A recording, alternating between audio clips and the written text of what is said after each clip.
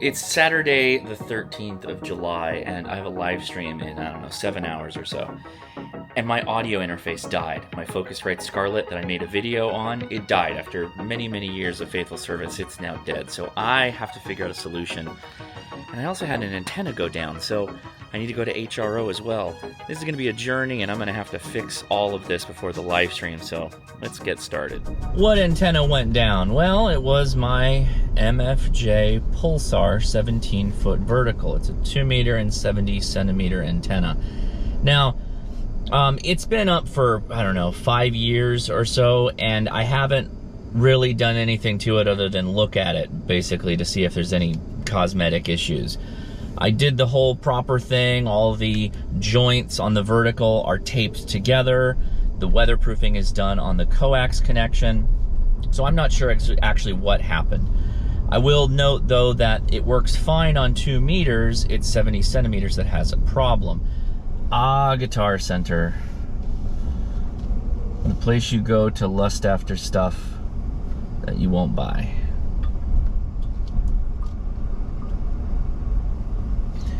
You can only have so many hobbies, Josh. Just keep that in mind.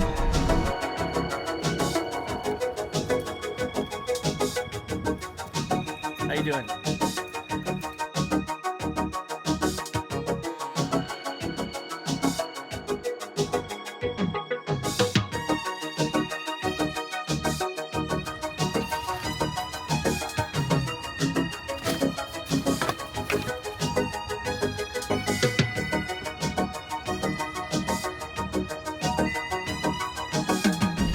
Alright, there's a bit of a choose-your-own-adventure this whole day as well, because along with my live stream, which is, we always reserve that time here in the Nass household, there's a lot of other stuff going on as well. The kids have picture day for soccer, as well as a game for each of them. Leia is with them right now, which I would be at, except I had this audio thing happen. So now I have to boogie on back to the house to test out the audio, which would be a sensible thing to do, but I think I'm gonna push the envelope here. We're gonna run to HRO right now and try and find an antenna. This can be problematic, okay? Because when I go to an HRO, they oftentimes have used gear, and sometimes it's too good of a deal that I can walk away from. So we're gonna go to the HRO, take a look at it, and hopefully get our antenna and get out quickly to be able to meet back up with the family.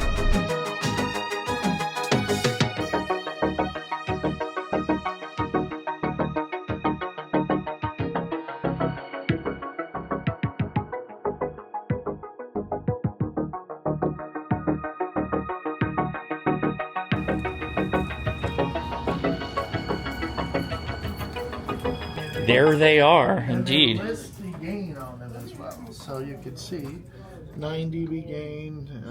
How many feet is this one height-wise? And what bands you need too. So that's a tri-bander. You might only need a dual band. Oh, I would take a tri-bander though. Oh, okay. Let's see. This one here is.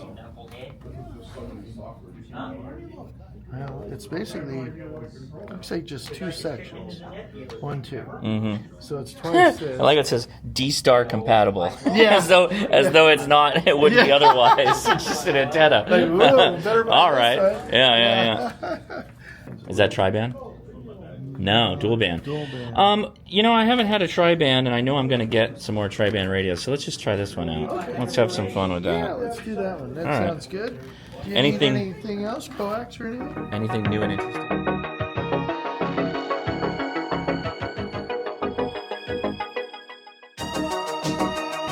There's my free coffee to go with my antenna.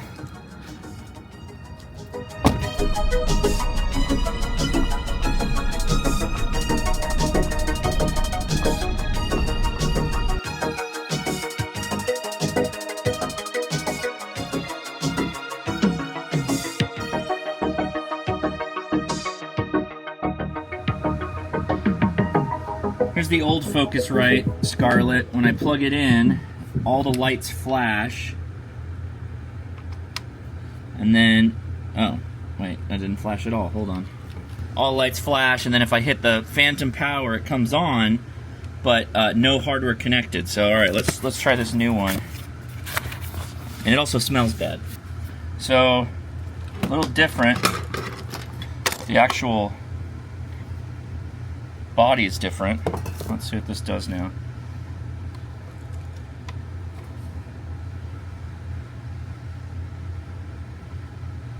Ooh, fancy. And we got USB light came on. There's our input. Yeah. Oh, interesting. Little gain control there. Focusrite's not seeing it though, the app. That's a bit weird. Oh, it found microphone Scarlett. Okay, good. Well, let's give it a shot. So out the back is an output, so I'm gonna grab that output and plug it in. So that goes there, and then the XLR goes in the front.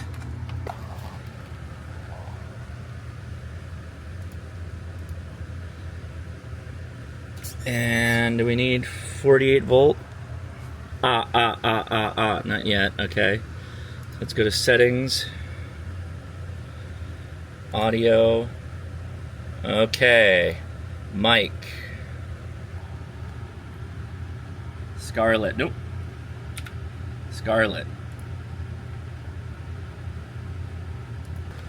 Alright, it's working. Well, good news. We've got everything set up, including my Linux for the live stream, but it is hot. There's like no air in here. The fan's going, and it is 95-ish degrees. I got the fan blowing on me, and my hair is wild.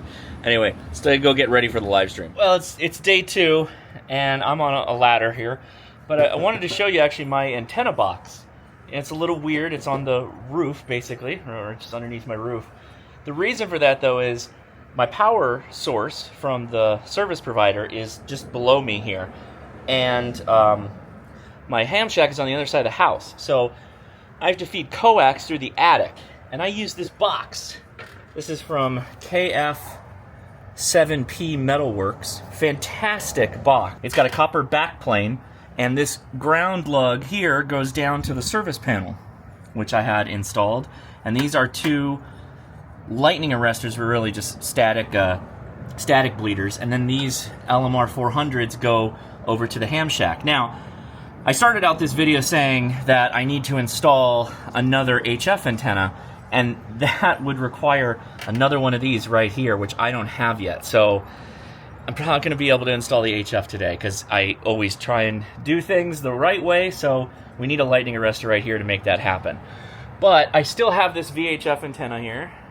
You may be getting washed out on with the light, but I got to figure out what's going on with this. So I'm going to disconnect this guy, which is this one right here. And we're going to pull it off of the roof, at least momentarily, because I believe we've got 3 potential issues. It could be the LMR 400 run back to the shack. It could be my jumper, or it could be the antenna. So before just swapping out the antenna and not really troubleshooting the problem, we're going to pull all this stuff apart and we're going to test it appropriately. The antenna is still connected to the jumper, so I'm going to do a quick sweep on it just to see if the 400 megahertz is as bad as it was inside the shack. If that is the case, then it means my whole coax run, that LMR 400, has a problem. So let's see what we get. 446 megahertz, we're getting an SWR of 3 to 1, which is not good. So that means I have to take this down. So what's the best way to do that? Oh, you know what? The most effective way to do that is just going to be to take the mount off, I think. Yeah, that's exactly what I'll do.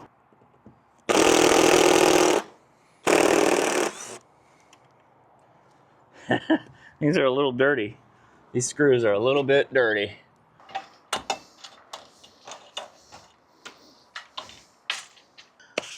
I'm actually pretty impressed how well this thing held up. Let me go grab it. Now I'm a bit bothered by the 70 centimeters issue, so I'm going to be retiring this. This is was the MFJ Pulsar. The sticker's completely gone, and everything's oxidized. The reason why I'm retiring it, though, is this mount is rusted out. Not rusted like we're going to lose structural integrity, but a lot of surface rust on it. I think I'm just going to give up on this one. It looks like the seal down here is also kind of cracking, and this is like a weather resistant seal. It's also giving off a ton of this white powder stuff. So I think I'm going to retire it. I will note though, let's make sure we show you this. Here's 5 years, a little over 5 years. The weatherproofing has held up really, really well. Let me cut this open and I'll show you what it looks like.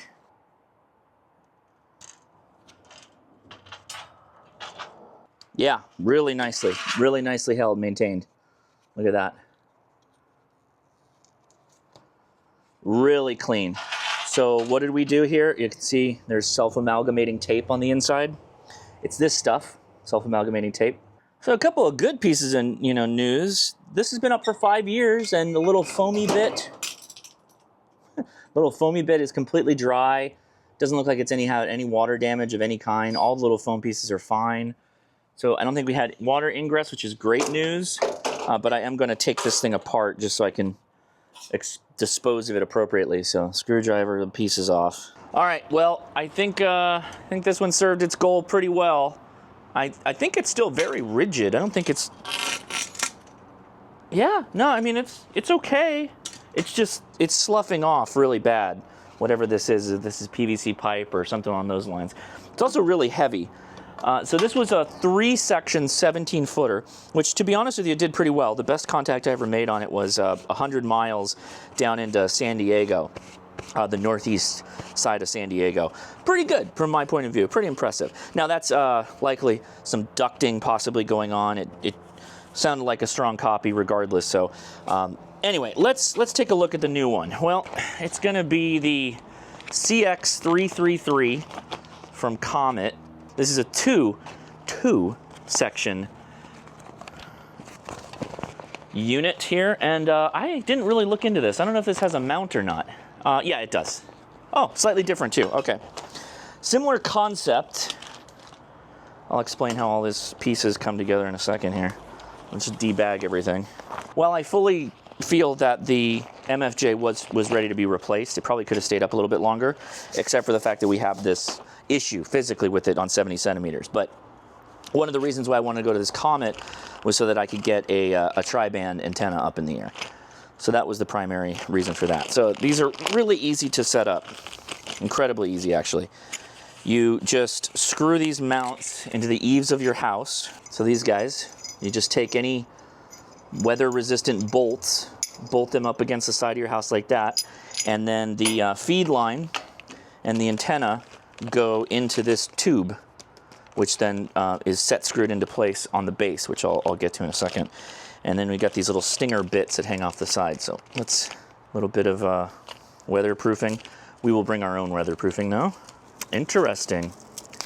Looks like they're using slightly different hardware for adhering the two sections together.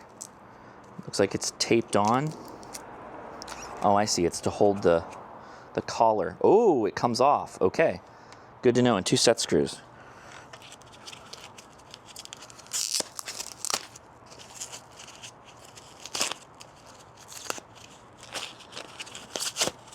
So you take, this is the top section. You take this part and pull it out just a touch, not a lot. And then you get the end that it mates to. And there's a brass, ooh, don't lose your little rubber collars because you're going to need that. You're going to take the brass fitting, put them together, and then hold it because it'll bend on you. And there should be some set screws. There are in this little baggie. So we're going to put those into place right now. Then that's done. Once I secure this, I'll show you how I weatherproof everything, and then we'll go back to mounting it. Seems like a pretty straightforward installation. Really drive the elements home here. Like really make sure they're pushed in. You can see them on the other side. Good.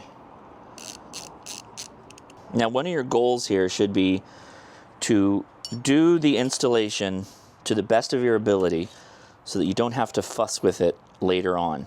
Now, cinching it together, the elements push in like that all the way down, and then there's this collar. Make sure they're seated.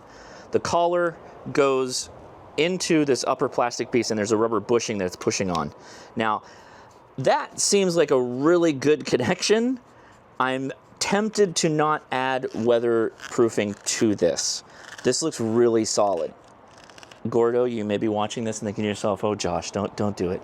Always weatherproof. That's actually really nice though. I'm thinking about not doing it and seeing how it goes for the next 5 or more years. That's pretty good. And then here on the base, this is where the set screw piece comes in, and this is what mounts the antenna vertically, right? So I will add these stingers, but I think I'm going to add them once I get it on the roof, and I'm about to lock it down. Then I'll add it because I don't want these poking me in the face when I'm doing this. What I will need to do though is add this piece of jumper that goes back into my box up there. So I think I'm going to do a real quick cursory look here. That was inside. That was pretty nasty. It looks all mechanically good. Now, kind of interesting, one of the things the rig expert does, kind of a continuity test. Continuity is probably one word. More of a structural test on the coax. But you can use this on a really long run. So say you have a 100-foot piece of coax and you run this test and it tells you the length is 75 feet. Well, that means that there's somewhere at that 75 foot, there's a issue that's causing this test to finish. And so this gets to the end and it says, yeah, it's 1.9 meters. So yeah, TDR, the TDR test that the rig experts do is pretty helpful. I see no reason not to redeploy this. This is actually a pretty decent piece of coax. And if we have another issue, then I know that it's probably this guy and I can just make another jumper piece and swap it out. I don't have any LMR 400 ends on hand right now.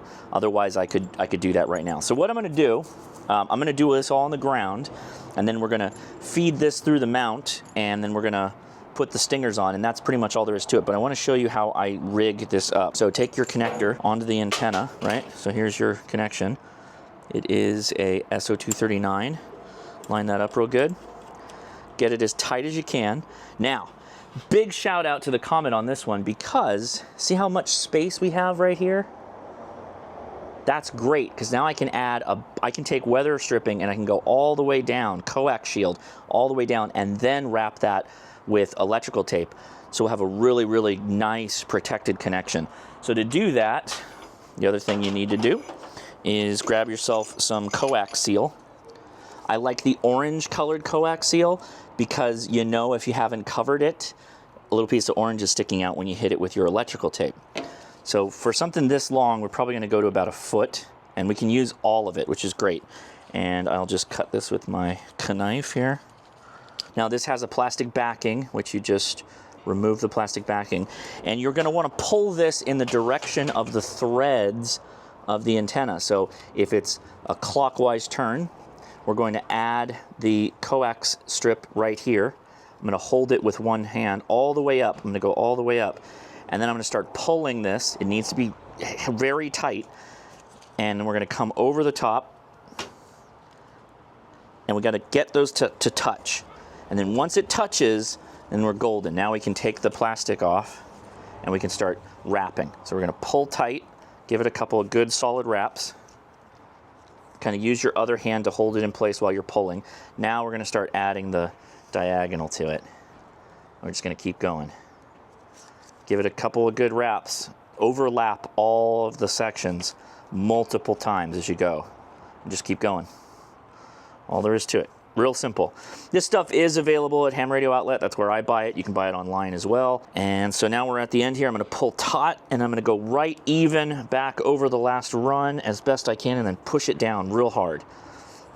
And it's self-amalgamating, so you kind of have to yank on it and push on it. And so there you go. So we started up way above the connector. We've gone way down below the connector, and now we just finish it up with the electrical tape. Again, same direction. We want to pull this clockwise. At the top, I give it a couple of wraps, and you're going to pull this tight, but you're not going to necessarily pull it as tight as you did with the coax shield. And then just start wrapping. People have asked what brand of electrical tape I use. This is cheap brand. I apologize. Highly recommend you get the 3M stuff, though. Don't cheap out like I'm doing. This was just the one I grabbed as I was making the video. So we're just going and overlapping a ton here. You lose nothing, right? Do it right, then you don't have to mess with it for 5 or more years. You lose nothing other than some tape by doing it right. Obviously don't make the outer diameter so thick that you can't get the pole over it, but that's another problem. We'll deal with that later. We'll check that in a second. And with the electrical tape, you're going to go past the coax shield. So you're going to keep wrapping and pulling tight and wrapping. Oop, that was a little too hard. There we go. And coming to the end of the coax shield, I'm going to go over it a bunch of times. Go past it. Just give it like 3 wraps over the same spot. Okay, and take your thumb or your forefinger, and we'll go one more time. Onto my thumb, I'm holding it with my thumb, and then I'm just gonna yank and smooth it out. Gives you a really good connection. All closed in there, nice. Looks good. All right, so then that means our last step before we go up the ladder again, get your end of the coax here. Because again, you probably don't want to be doing this while you're up there, the coax shield and all that stuff. And if you use a jumper like I'm using into one of those, ground boxes or antenna connection boxes, then you're good to go. So let's go in there. Here's our hole. We found the set screw hole.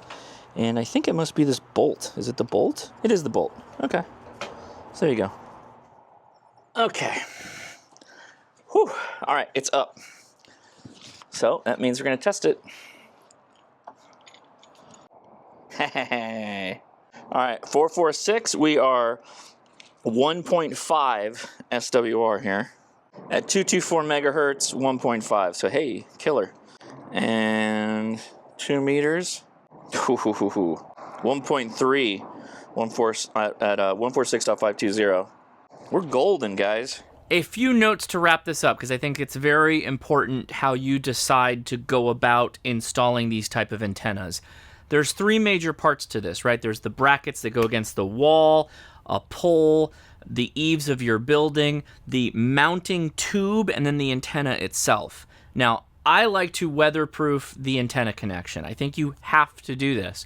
So that limits you somewhat on how you're going to install this.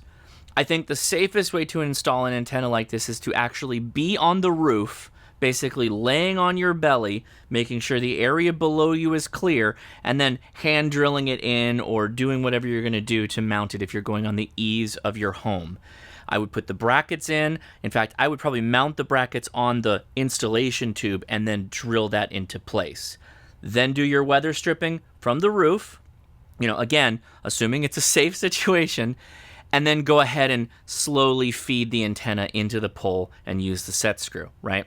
Now, if you can't do that, another option is install the bracket, install the tube into the brackets, then run your coax up through the tube, take extra slack to come back down to the ground, do the weather stripping on the coax, and then you're probably using a buddy to take the slack in, carry your antenna up, and then put it into place and use the set screw.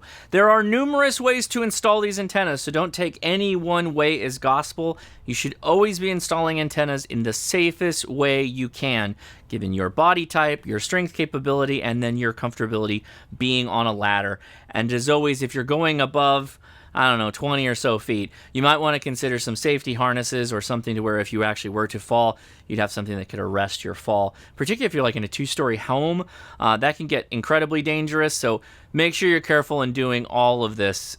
As always, please, safety is the most paramount thing.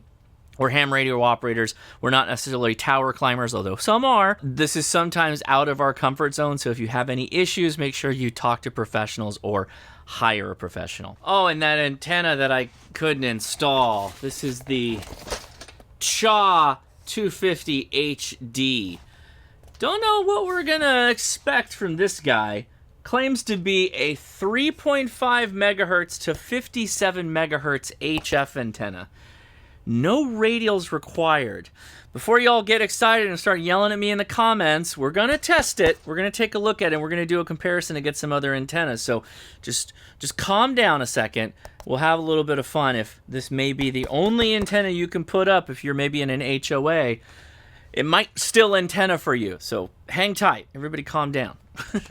I hope you found this video enjoyable. If you are so inclined, I'll be linking to a video you might like about antennas, maybe setting it up in your home shack. So check those out. I'm Josh KI6 NAZ 73.